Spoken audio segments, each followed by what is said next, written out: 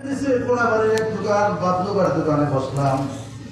মাওলা ভাইয়ের সাথে আমার দেখা হলো।